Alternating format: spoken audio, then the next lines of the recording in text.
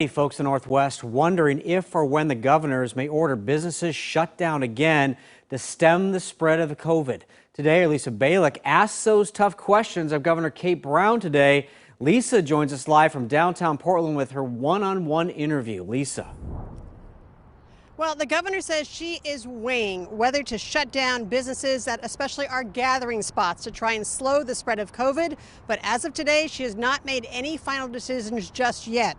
Now, what could be the first to close are indoor restaurant seating as well as bars. The governor told me it's places, again, where people are congregating. That's where the virus is spreading and could be the first to shut down again. Earlier this week, she banned indoor gatherings of more than 10 people and ordered a mask mandate for everybody outside if they can't stay at least 6 feet away from each other.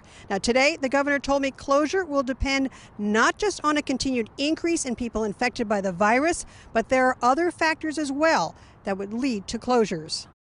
I mentioned earlier hospital bed capacity and ensuring that we have an adequate supply of healthcare workers, not only in the region, but around the state. An increase in infection rates. Now, the governor is aware of what's happening in California right now, where doctors are sending patients hundreds of miles away because their hospitals are overwhelmed with COVID-19 patients. Now, on another topic, I also talked to the governor today about the protests in downtown Portland with the federal response. Can she do anything about that? You'll hear from her on that coming up tonight at 5. Live in downtown Portland, Lisa Balick, KOIN 6 News.